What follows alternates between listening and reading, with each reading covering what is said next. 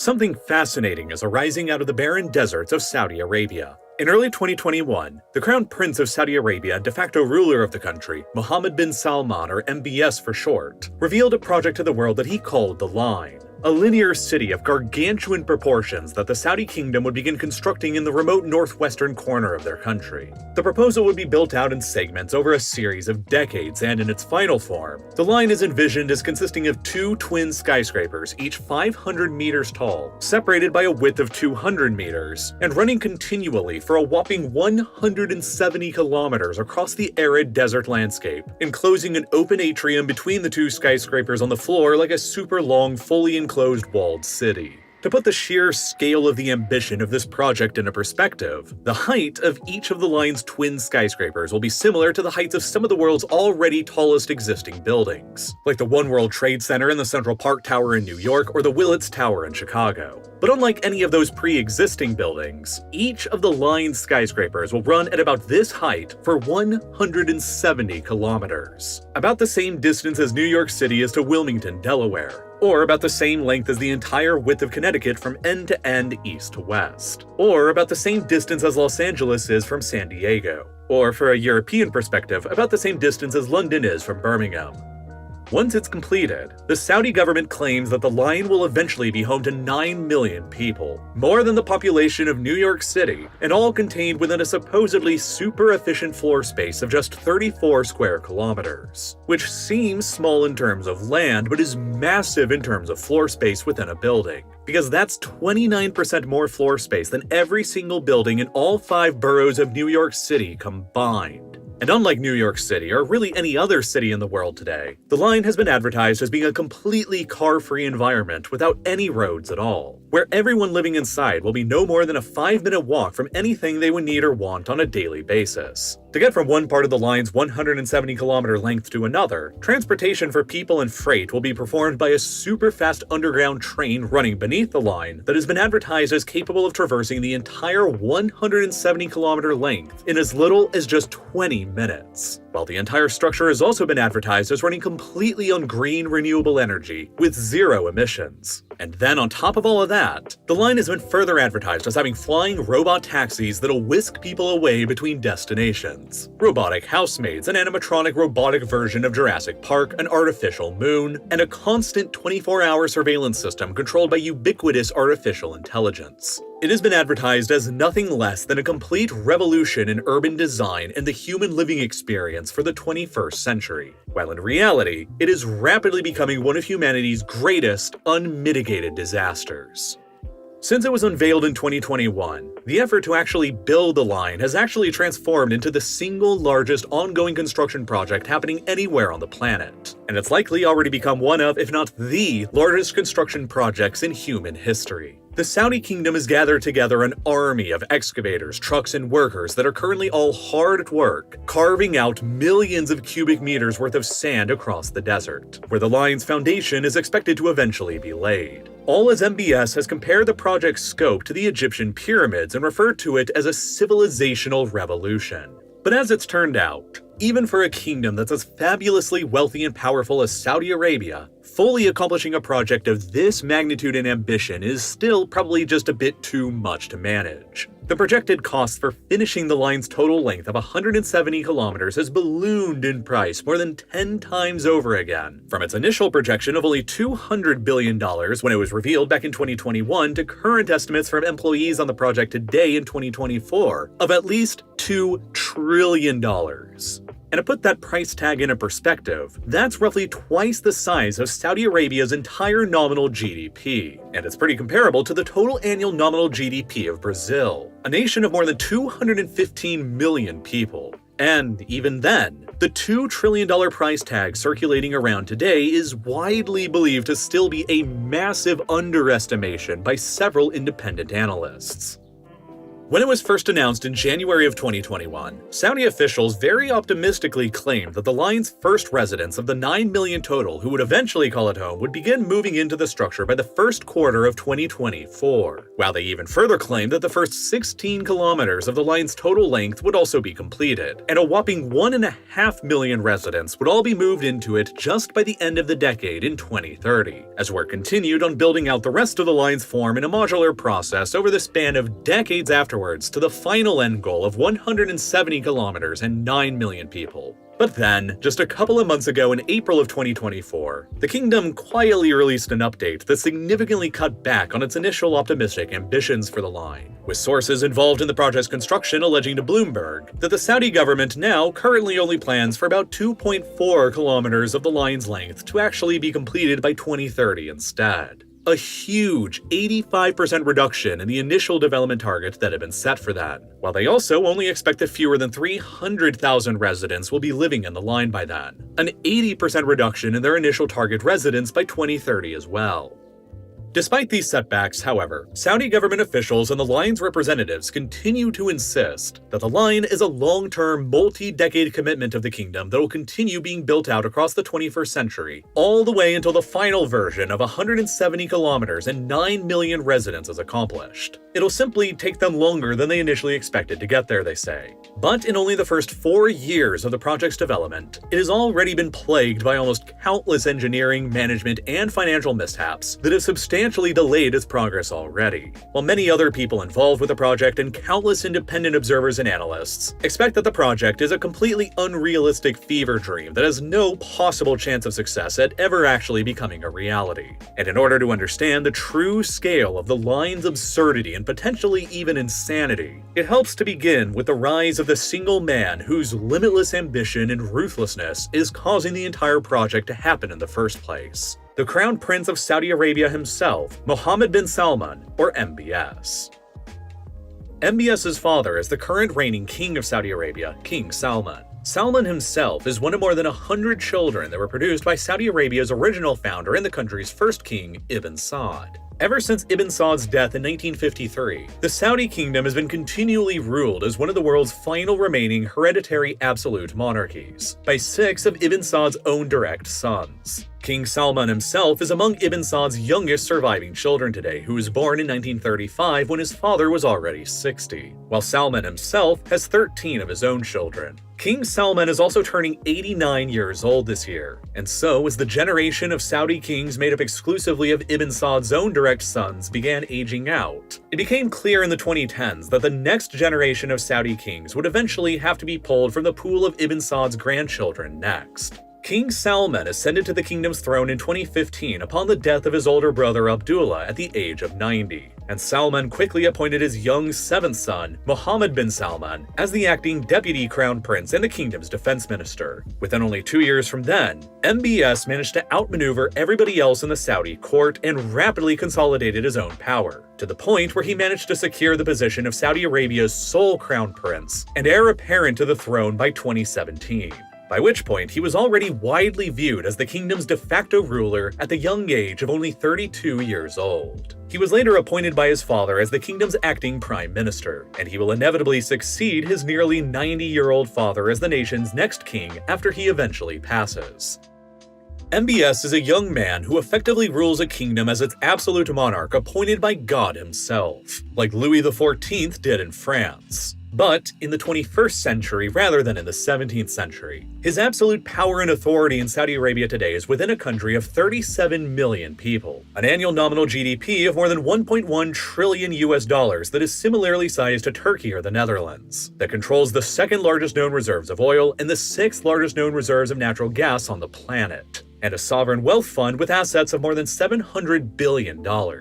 This is more absolute power than anything even Louis XIV could have possibly conceived of during his rule in France. The word of MBS is literally the law within this kingdom, and whatever he wants to do is what the entire kingdom will end up doing. And as it's turned out, MBS has been a rather bold leader who's made several controversial decisions that have damaged both his own personal reputation as well as his country's reputation on the world stage. As the kingdom's defense minister, MBS was the architect of the Saudi military intervention into Yemen that began in 2015, and quickly transformed into a costly and bloody quagmire that directly killed thousands of Yemeni civilians and Saudi soldiers that heavily contributed to Yemen's collapse into what has often been described as being among the 21st century's most horrible humanitarian catastrophes. He further led Saudi Arabia into launching a total land, sea, and air blockade of neighboring Qatar in 2017 that lasted for years until 2021 that ultimately ended in another Saudi failure. And he boldly ordered the kidnapping of the Prime Minister of Lebanon in 2017 and had his security forces force him into temporarily resigning from his office.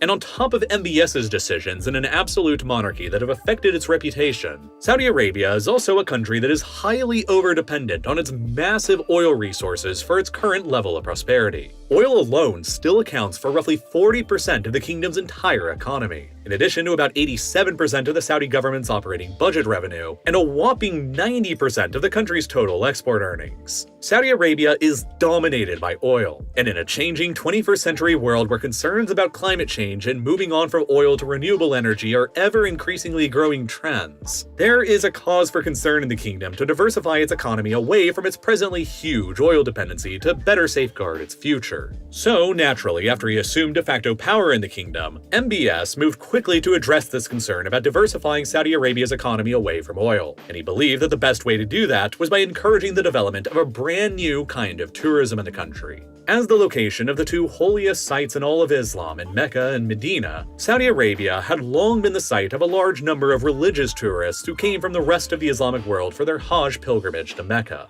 But hardly any non-Muslims ever visited Saudi Arabia for any reason from the Western world unless they were involved in the oil or defense industries. MBS looked to the huge success of the neighboring United Arab Emirates in encouraging their own tourism industry from scratch to diversify their own economy away from oil, with well-known flashy megaprojects like the Burj Khalifa, the tallest building in the world, the Burj Al Arab, one of the most well-known and opulently luxurious hotels in the world, and Western-branded amusement parks like Ferrari World that includes the fastest roller coaster in the world, Formula Rossa. Even with the well-publicized failures of other megaprojects in the country like the World Islands project that remains abandoned today, the United Arab Emirates still managed to successfully invest their oil money into developing enough projects that did actually work out, that within the time span of only 30 years, the UAE's tourism industry went from being practically non-existent to becoming one of the most booming and thriving in the entire world, with Dubai in particular getting catapulted in only 30 years from a remote fishing village that nobody had ever heard of into the third most visited city by international tourists in the entire world, surpassing even traditional tourism hotspot cities like Paris and New York in the process. And tourism now accounts for roughly 10% of the UAE's entire economy. MBS was determined to attract even more foreign tourists and their money to Saudi Arabia and be even more successful at doing it than the United Arab Emirates had been. After all, the Saudis had way more oil and way more money than the Emiratis had, so they felt that they could afford even bigger and even bolder projects to lure their tourists away. And this was the driving rationale that led to MBS's ambitious introduction of the NEOM project in 2017, shortly after he had consolidated his power in the kingdom. Linguistically, NEOM is a portmanteau that combines the Greek word for new, neos, with the Arabic word for future, mustaqbal. And as it was envisioned by the prince then, NEOM would become the centerpiece project of Saudi Arabia's so-called Vision 2030 program that is meant to overhaul the entire country's economy away from the oil industry. NEOM was intended to be a massive urban development program on a scale the likes of which had never been attempted before in human history, with an initially projected budget of $500 billion in a remote and undeveloped corner of Saudi Arabia's northwest. The area selected for NEOM's development is roughly the size of the US state of Massachusetts, in a very sparsely populated part of the kingdom's Tabuk province, a province that is currently only home to around 910,000 people in total, and 2/3 of all of them just simply live in the city of Tabuk itself, out on the perimeter of the area to be developed for NEOM. The area to be set aside for NEOM was advertised as being built out on a veritable blank canvas of nearly empty and undeveloped land, with a plethora of ultra-ambitious projects that would be carried out within it. As Saudi Arabia has no permanent rivers or lakes at all, and NEOM exists within one of the country's lowest level of rainfall areas, the area has virtually no available freshwater resources whatsoever, while the temperatures in the summer will routinely soar to more than 38 degrees Celsius or 100 Fahrenheit. That's why all throughout human history, hardly anyone has ever chosen to actually live in this hostile environment, and why many towns located within the area were never even connected to the country's electricity grid until well into the 1980s. But none of that stopped MBS from boasting in 2017 that Neom would soon, within due time, be home to an urban population greater than New York City's. Neom, of course, is the area where the line would later be revealed as a project years later in 2021. But the truly absurd thing about Neom as an overall project is that for all of its outrageousness, the line might not even be the most insane project going on there. There are other mega-ambitious projects going on here as well, like the Oxagon, a huge industrial port area to begin transporting people and material to a part of the country where currently hardly anything exists. Shaped like an octagon between the facilities on the land and the sea with a navigation channel for cargo and cruise ships to take between them, the structure will include a massive floating industrial sector on pontoon structures that is billed as being the largest floating structure in the world once it's eventually completed. It is intended to serve as the logistics nerve center for the rest of the projects going on in Neom once it's completed. There's supposed to be a luxury island and yacht resort built in the Red Sea called Sandala. A beach called Silver Beach that was proposed would feature a beach lined with crushed marble that would glow and shimmer in the sunlight like silver. A plethora of luxury hotels and ambitious skyscraper projects across the coast of the Gulf of Aqaba, including a project billed as an upside-down skyscraper they call a Quelum. A skyscraper built down into the ground rather than up in the sky, that'll require visitors to travel on a submarine to enter through the underwater open square in the building's cavernous interior. And there is no mention of how something like an upside-down skyscraper built into the ground will include windows or natural light. And there is also possibly the most absurd Neom project of all, a huge outdoors mountain and ski resort in the middle of the Arabian desert that they're calling Trojana. To be a little fair, even though it only naturally snows in Saudi Arabia only a few times every century, building a ski resort in the area of Neom is slightly less ridiculous than it initially seems. During the winter season, high up in the mountains here, the temperatures will occasionally dip beneath freezing, and equipped with a large number of artificial snow machines, they plan on coating about 36 kilometers worth of ski and snowboard slopes. But because the temperatures are so hot here throughout the majority of the year, even with artificial snow generation, the ski slopes will only be possible for about 3 months out of the year. And on top of that, since Saudi Arabia doesn't have any natural lakes or rivers, they plan to excavate a massive pit in the middle of the mountains to fill it up with water and create a big artificial lake in the middle of the mountains anyway to make it all appear more scenic. A project that has been compared by some insiders to a giant open pit mine.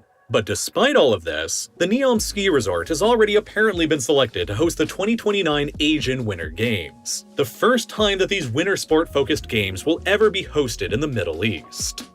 And the location that's been selected for the whole Neom project is also of tremendously valuable geopolitical significance that should not be overlooked. It is placed in Saudi Arabia's closest geographical point to Europe and only a stone's throw away from the Suez Canal that connects the Red Sea to the Mediterranean, through which the world's largest cruise ships will be able to quickly travel towards Neom. In 2017, Saudi Arabia negotiated with Egypt to acquire the strategically valuable islands of Tiran and Sanafir at the entrance of the Gulf of Aqaba, over which the Saudis plan to build a bridge or causeway that'll directly connect their Neom project with the Egyptian resort city of Sharm el-Sheikh, one of the epicenters of the tourism industry in Egypt. The causeway will directly integrate the Saudi and Egyptian tourism industries together, and for the first time ever, will also provide a direct land connection between Egypt and Saudi Arabia that avoids running through Israel first. At the same time, the location of Neom's development is also strategically chosen to be as close to Israel as physically possible in Saudi Arabia too, because the Saudi government has been increasingly growing closer to Israel as a potential ally of theirs for the 21st century.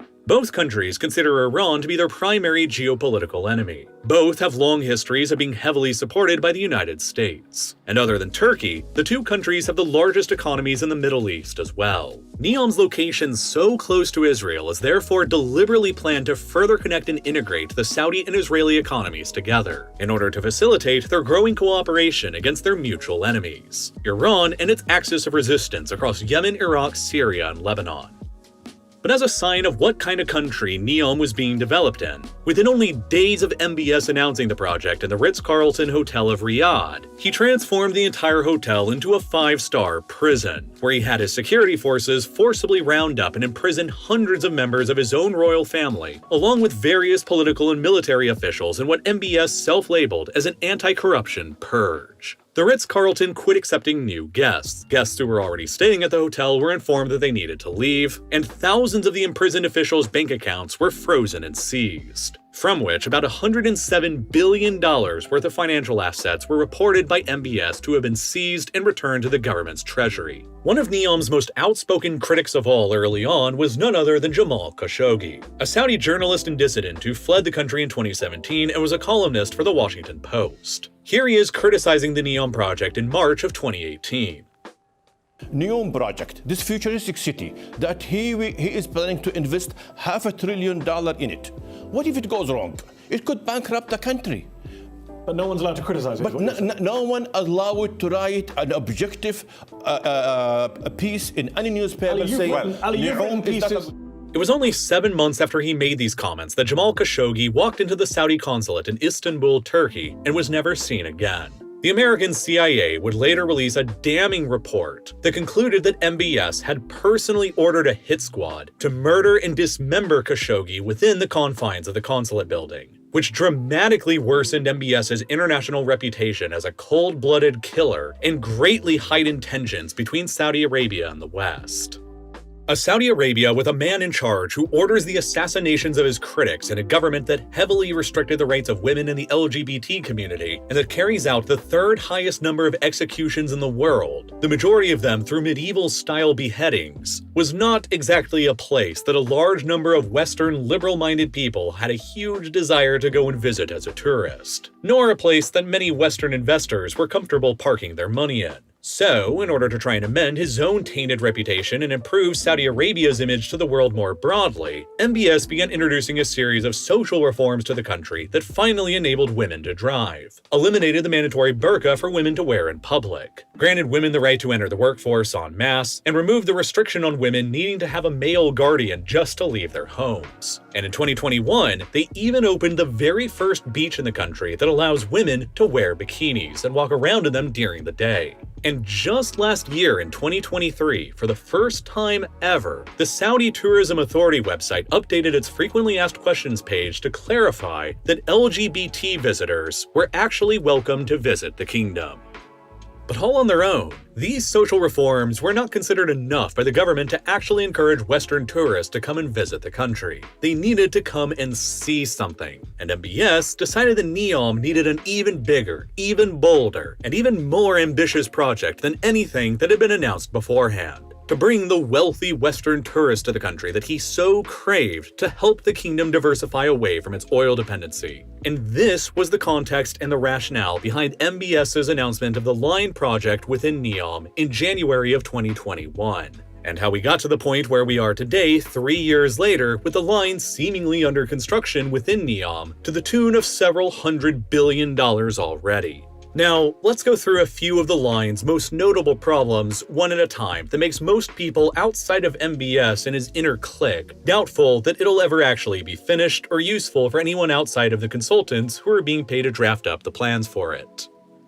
First of all, there's a really big issue with that underground train system they advertise for the line that'll supposedly be capable of transporting you across the entire structure's 170-kilometer length in only 20 minutes. In order for that to actually work out, the train would have to continually travel across the entire line's distance at a speed of about 510 kilometers per hour, or about 317 miles per hour, which is already faster than any train that's ever been built. And that's only the beginning of the problems. The fastest train that humanity has ever built so far is the Shanghai Maglev train in China, which used to be capable of reaching a maximum cruising speed of 431 kilometers per hour or 268 miles per hour, notably slower than the speed that would be necessary to travel across Saudi Arabia's line in only 20 minutes. Even more concerningly, the 510 km per hour speed that would be required for a train to travel across the entire 170 km distance in 20 minutes doesn't include any stops that would have to be placed along the way.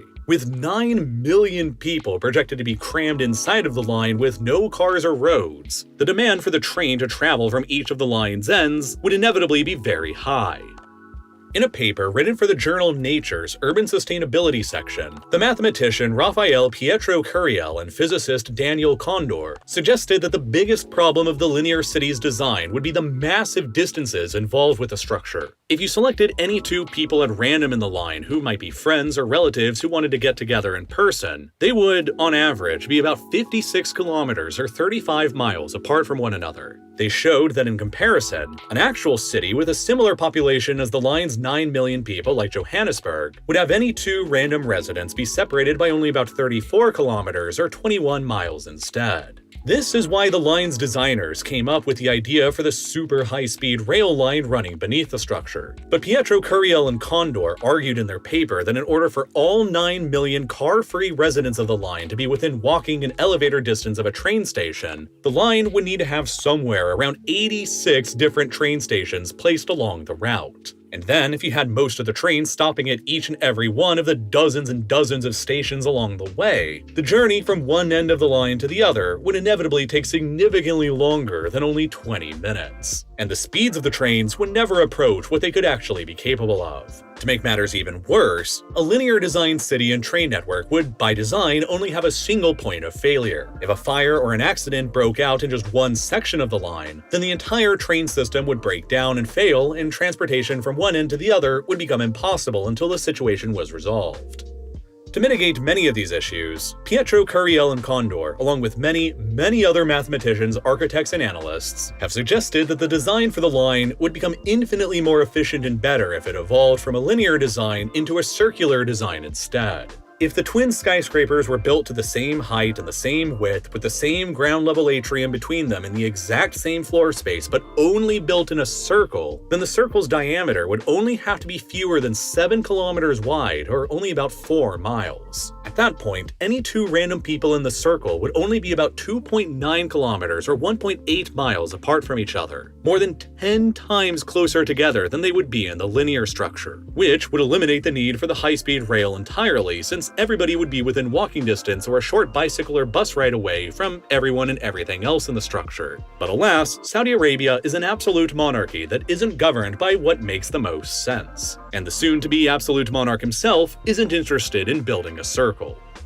Moreover, how many elevators and escalators will have to be installed in the line to make it actually possible for people to move up and down throughout the whole structure? For the sake of a rough comparison, the One World Trade Center of New York, whose structural height without including its antenna is actually shorter than the line's proposed height, has a total of 73 elevators within it. The One World Trade Center occupies a 61 square meter area, meaning that each of the line's 170-kilometer-long twin skyscrapers would consist of more than 2,700 One World Trade Center buildings lined up end to end. If the elevator system was similar to the One World Trade, then that would imply that the line would have to include nearly 200,000 elevators for each of its twin skyscrapers. Which means when you factor in both segments, you're probably talking about around 400,000 total elevators that need to be incorporated, which is about 2% of all the elevators and escalators that currently exist in the entire world combined. Even further, each One World Trade Center costs $3.9 billion to build.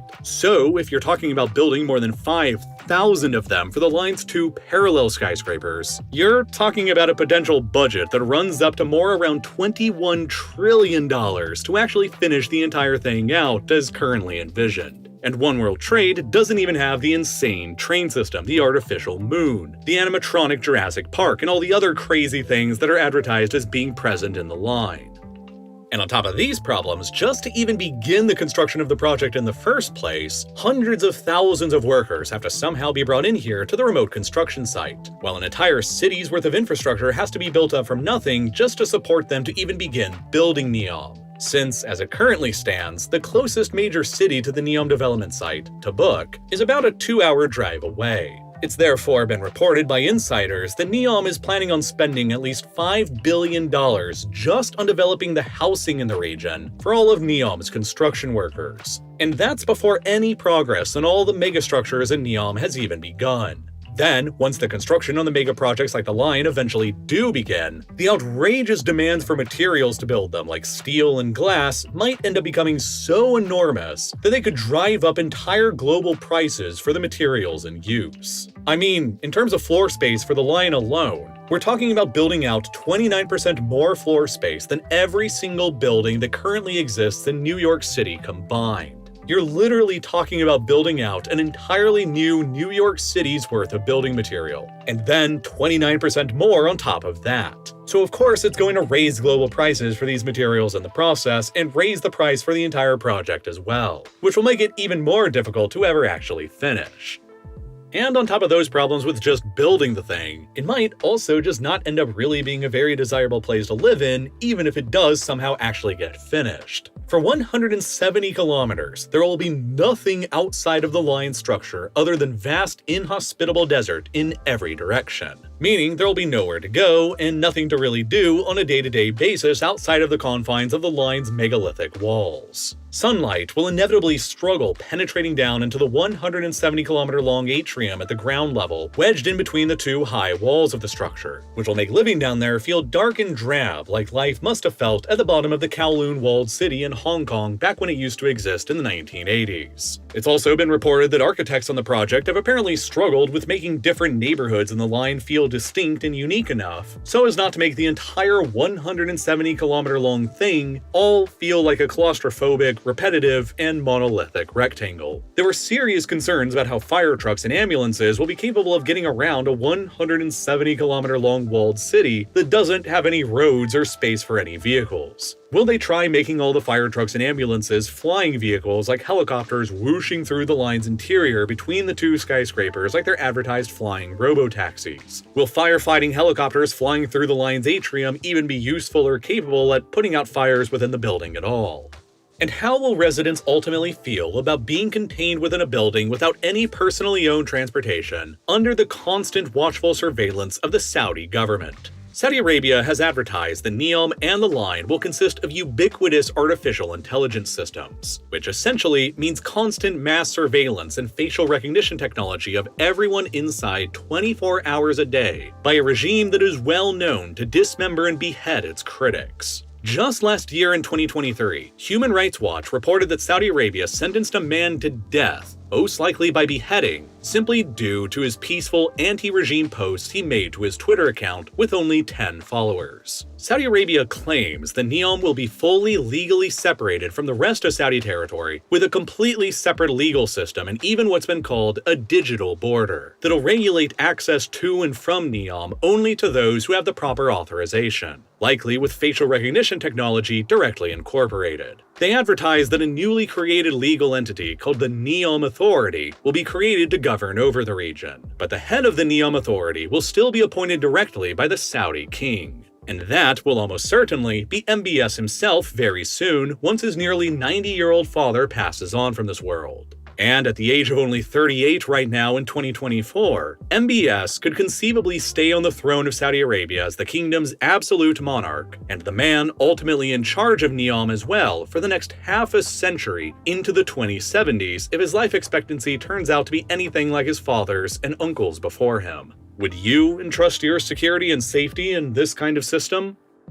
And then there's also the extensive wildlife problems that the line will also cause. The line is intended to have its exterior walls coated in a mirror-like material that'll reflect the desert landscape around it. So it'll basically be a giant 170-kilometer-long and 500-meter-high mirror positioned right at the northern edge of the Red Sea's biome, directly in between the Red Sea and the Mediterranean Sea, which is a massive aerial highway for literally billions of migrating birds from almost countless varieties of species. You can likely immediately see the problem here. One designer working on the project was reported by the Wall Street Journal to have written that it'll be inevitable that a significant number of birds will perish because of the project, with countless numbers of them crashing into the huge mirror directly in the middle of their migration route. Land-based desert species in the region will also struggle immensely with navigating themselves around the 170-kilometer-long mirror too, which will inevitably force local species into reducing their ranges and numbers of potential partners, which will decrease their genetic variabilities and increase their susceptibilities to genetic diseases and increase their risk of extinction in the process.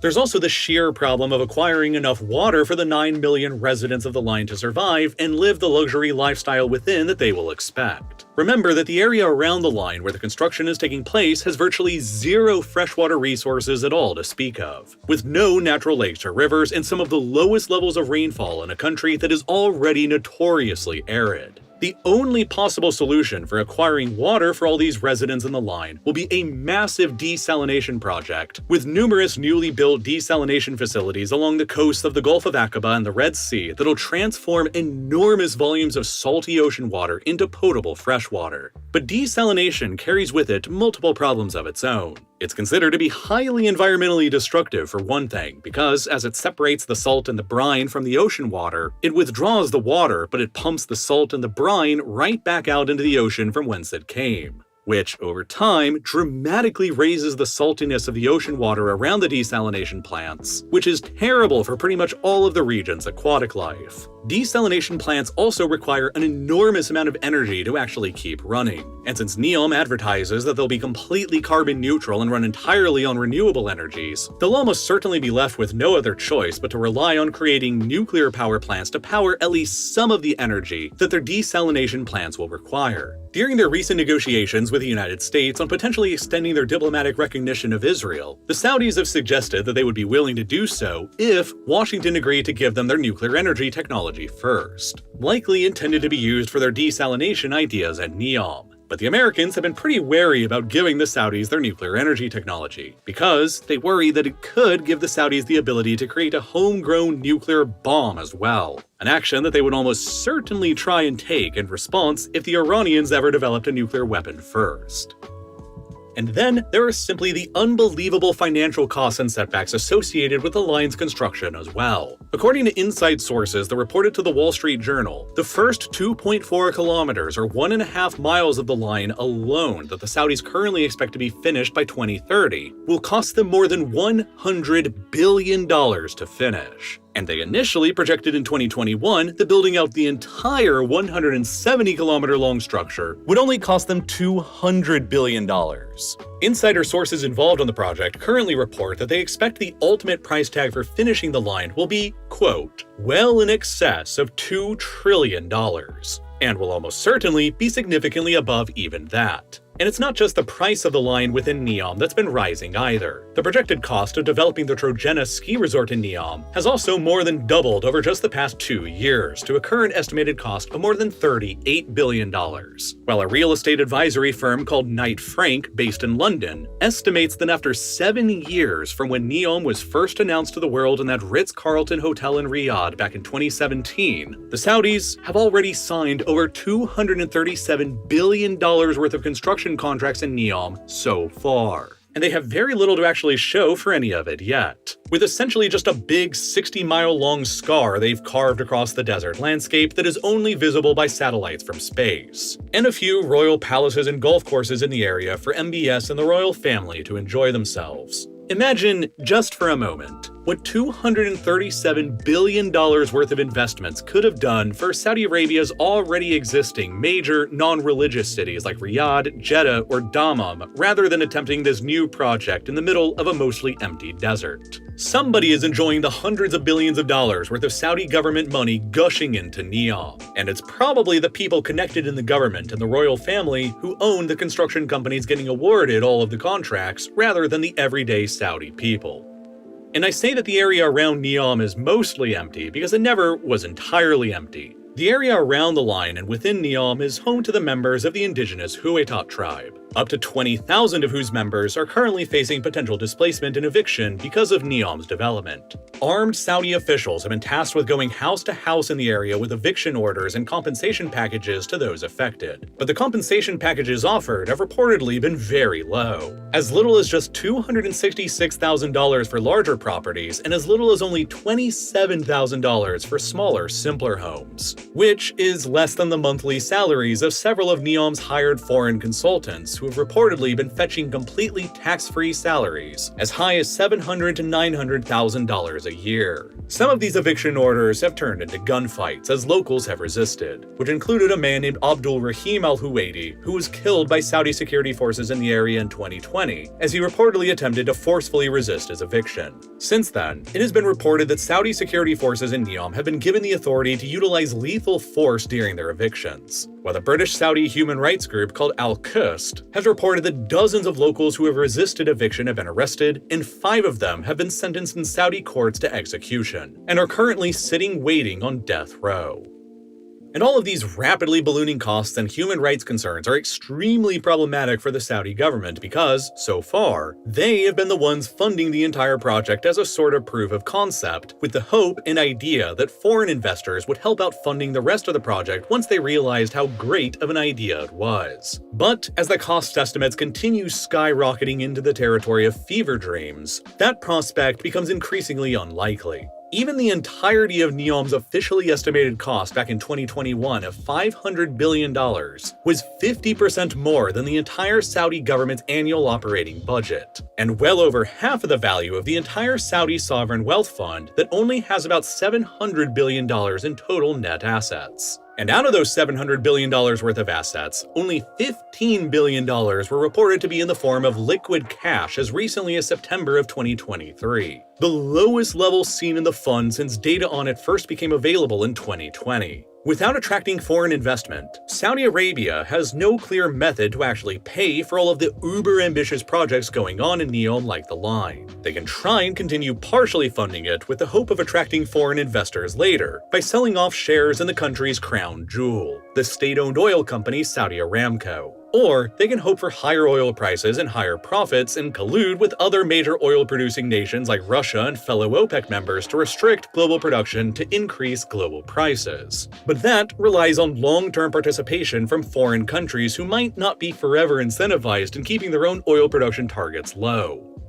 The very idea of linear cities has a very long history that goes back over a century to the 1880s, when a Spanish architect named Arturo Soria y Mata first envisioned the concept of a linear city built along the length of a tramway that he hoped would shorten people's commuting times and improve their living standards in the process. Much later in the 1960s, a revolutionary anti-capitalist and anti-consumerist Italian architectural firm called Superstudio drew up their own plans for a monumentally sized linear city that would span the entire globe, and was designed not as something serious to ever actually be built, but as a satirical critique of what they referred to as excessive urbanization and the big, bold urban megaprojects around the world that were in style and being proposed at the time. Recently, one of the final surviving members of Superstudio was asked about what they thought about Saudi Arabia's similar line project going on in Neom, and they said, quote, "Seeing the dystopias of your own imagination being created is not the best thing you could wish for."